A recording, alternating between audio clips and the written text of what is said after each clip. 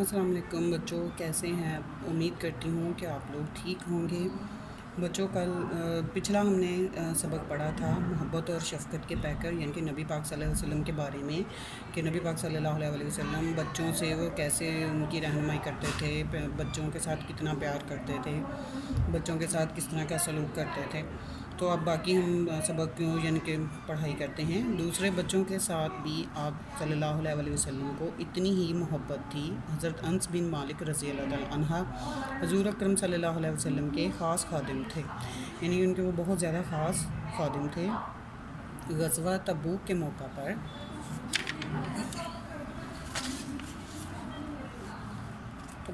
پر جب جنگ کے لیے چندہ اکٹھا کیا جا رہا تھا، ان کی والدہ نے انہیں حضور اکرم صلی اللہ علیہ وسلم کی خدمت میں پیش کر دیا اور عرض کیا، اللہ کے رسول صلی اللہ علیہ وسلم، میرے پاس کوئی چیز نہیں جو چندے میں دے سکوں، میں اپنا یہ بیٹا آپ صلی اللہ علیہ وسلم کی خدمت میں پیش کرتی ہوں۔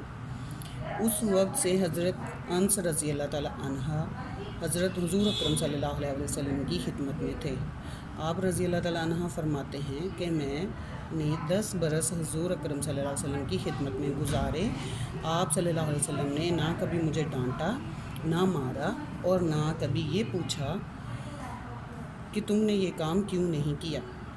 کبھی ایسا ہوتا کہ آپ صلی اللہ علیہ وسلم مجھے کسی کام کے لیے کہتے اور میں کھیل میں لگا رہتا یا کام بھول جاتا، تو آپ صلی اللہ علیہ وسلم کچھ دیر بعد مسکرا کر فرماتے، اب تو یہ کام کر دو۔ بچوں، یہ املا کا پیسج ہے۔ پچھلے سبق میں ایک پیسج پہلے ہے اور دوسرا یہ پیسج املا کا یہاں سے شروع ہونا ہے۔ بچے بھی آپ صلی اللہ علیہ وسلم سے بہت محبت کرتے تھے۔ آپ صلی اللہ علیہ وسلم کو دیکھتے تو ہنستے مسکراتے آپ صلی اللہ علیہ وسلم کے پاس آ جاتے اور آپ صلی اللہ علیہ وسلم سب کو پیار کرتے۔ حضور اکرم صلی اللہ علیہ وسلم کی یہ محبت صرف مسلمان بچوں کے لیے ہی نہ تھی، بلکہ آپ صلی اللہ علیہ وسلم ان بچوں سے بھی محبت فرماتے تھے جو مسلمان نہ تھے۔ یہاں تک املا کا پیسج ہے۔ شمائل ترمذی میں بیان کیا گیا ہے کہ ایک یہودی کا بیٹا حضور اکرم صلی اللہ علیہ وسلم کے پاس اکثر آیا کرتا تھا اور کبھی کبھی کوئی کام کر دیا کرتا تھا۔ اتفاق سے یہ لڑکا بیمار ہو گیا۔ آپ صلی اللہ علیہ وسلم کو جب اس کی بیماری کا علم ہوا تو اس کے گھر تشریف لے گئے۔ اس وقت بچے کی حالت بہت خراب تھی، اندازہ ہوتا تھا وہ زندہ نہیں بچے گا۔ اس کی بھلائی یعنی کہ اچھائی کے خیال سے آپ صلی اللہ علیہ وسلم نے اسے مسلمان ہو جانے کے لیے کہا۔ بچے نے اپنے باپ کی طرف دیکھا تو اس نے اجازت دے دی۔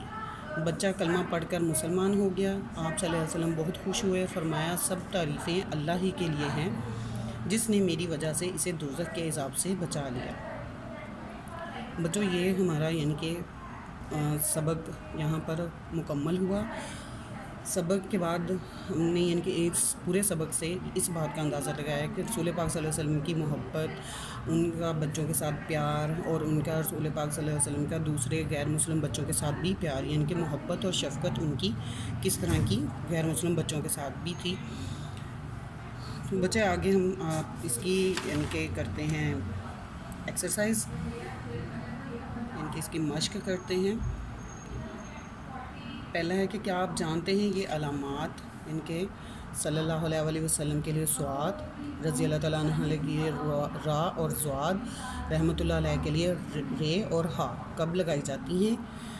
صلی اللہ علیہ وسلم جب نبی کریم صلی اللہ علیہ وسلم کا نام آئے یا محمد صلی اللہ علیہ وسلم کے لیے آپ صلی اللہ علیہ وسلم لکھا جائے، یہ علامت صاد علامت لگائی جاتی ہے۔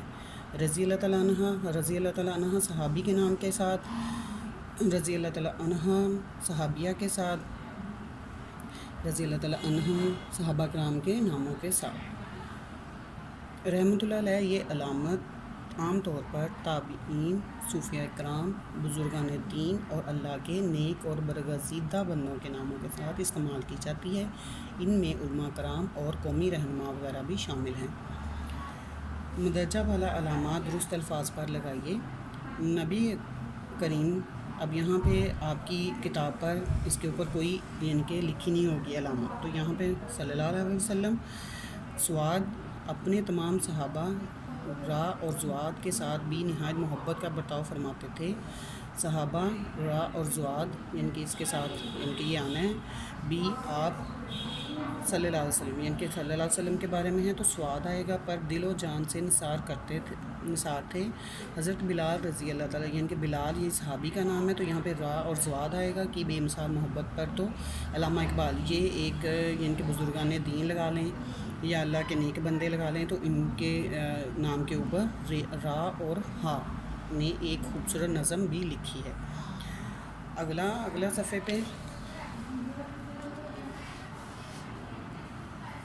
ان الفاظ کی جمع بنائیں. قواعد: واحد جمع، حدیث احادیث، عادت عادات، حالت حالات، کتاب کتابیں، خدمت خدمات، وقت اوقات. بچے واحد اور جمع کو مثال کے مطابق ایک ہی جملے میں استعمال کیجیے، یعنی کہ آپ لوگوں نے اس کو اپنے جملوں میں لکھنا ہے بنا کر نوٹ بک پر پیارا سا کر کے. مثال: میں نے یہ حدیث یعنی کہ یہ پہلا لفظ ہے نا حدیث اور احادیث، اس کو جملہ اس کا ایسے بنے گا کہ میں نے یہ حدیث احادیث کی کتاب میں پڑھی تھی. ٹھیک ہے. اس کے بعد عادت عادات، میری یعنی کہ یا اپنا لکھ لیں یا کسی اور کا لکھ لیں، یعنی کہ علی کی عادت اس کی باقی عادات سے اچھی ہیں. حالت حالات، میری حالت پہلے خراب تھی، اب میرے حالت اچھی ہے یا میرے حالات اچھے ہیں. کتاب کتابیں، یہ میرے پاس ایک کتاب تھی، علی کے پاس بہت ساری کتابیں ہیں، یا جس طرح بھی آپ لگا لیں. خدمت خدمات، ہمیں یا علی کو اپنے ماں باپ کی خدمت کے صلے میں یا اس نے بہت ساری خدمات کی یا علی نے ایک خدمت کے بدلے میں اس کو بہت ساری خدمات کا موقع ملا. وقت اوقات، اس کا جملہ بھی ایسے ہی بنے گا. آگے ہے ان الفاظ کے متضاد بنائیے. جیسے میں نے بچوں واحد جمع کا بتایا ہے کہ اس طرح یعنی کہ جملے بنانے ہیں، ویسے ہی آپ نے ان کے پہلے لکھنے ہیں. آپ نے رحمت زحمت، محبت نفرت، قریب دور، دعا بد دعا، بلائی برائی، خاص عام. اور اسی کی طرح اس کی بھی مثال ہے کہ اب الفاظ اور ضد کو مثال کے مطابق ایک ہی جملے میں استعمال کیجیے. مہمان اللہ کی رحمت ہوتے ہیں، انہیں زحمت نہیں سمجھنا چاہیے. مجھے اپنے ماں باپ سے محبت ہے اور ہمیں نفرت نہیں کرنی چاہیے. اسی طرح قریب دور کا، دعا بد دعا کا، بلائی برائی کا، خاص اور عام کا. ٹھیک ہے بچوں. اور آگے آپ لوگوں نے اس کے جملے بنانے ہیں اور املا یاد کرنی ہے.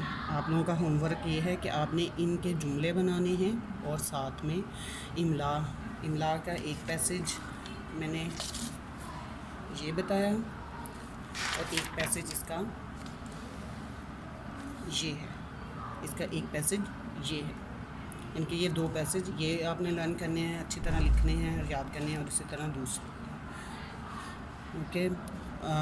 اب نیکسٹ سبق کے ساتھ یعنی کہ اگلے سبق کے ساتھ دوبارہ پھر ملیں گے. اللہ حافظ.